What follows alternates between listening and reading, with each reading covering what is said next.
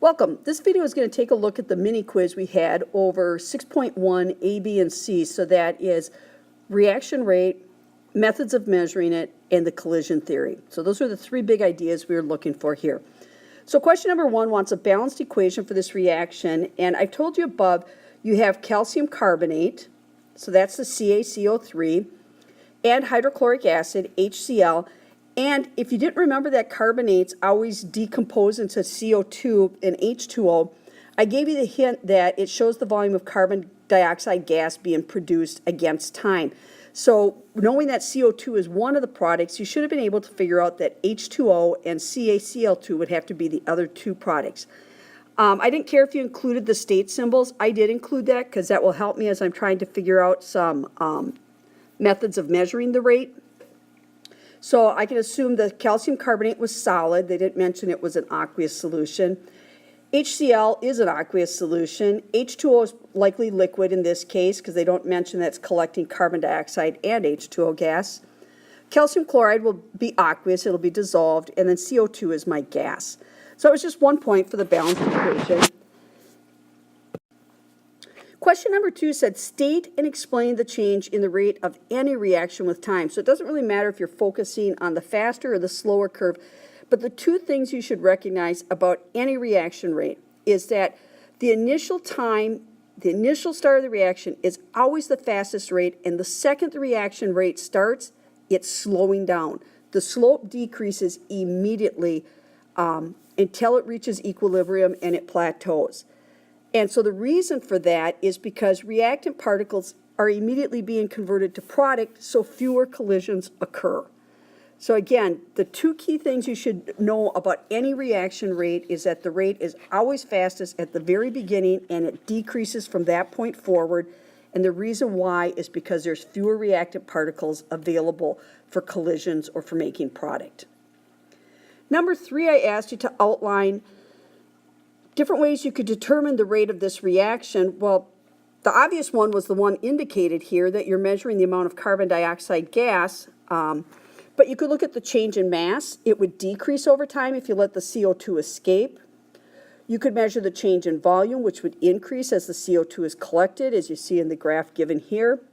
You also could measure the change in pH. The pH is actually going to increase because the H plus from the HCl is going to get converted to water, which is neutral.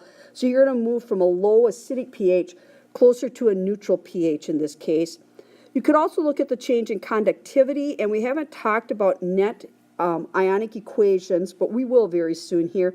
But what you should realize is on the left side, you have 4 ions because the HCl in aqueous solution would fall apart. And since there's 2 HCl molecules, you'd have 2 H plus and 2 Cl minus ions available to conduct. On the right side, the only ions would be from the calcium chloride, and there's just 1 calcium and 2 chlorine ions. So your conductivity is going to decrease over time as you have fewer ions in the product. Number 4 said, state and explain a change that could have caused the faster versus the slower graph. You could have changed the concentration in HCl. An increase in concentration would increase the rate, or a decrease in concentration would slow the rate. And the reason why is because you'd have more of the limiting reactant, and that would increase the number of collisions.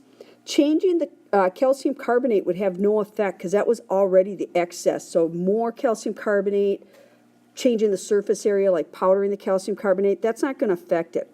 Now some of you just said increase the amount of reactant. That wasn't specific enough because only one reactant is going to affect this rate, and that's the limiting reactant. Change in temperature will always increase the rate, so that's an easy go-to one because that's true of absolutely every reaction. It's not like changing the reactant where you have to know which one was the limiting reactant. And the reason temperature always increases rate is because of an increase in the number of collisions and the energy of the collisions.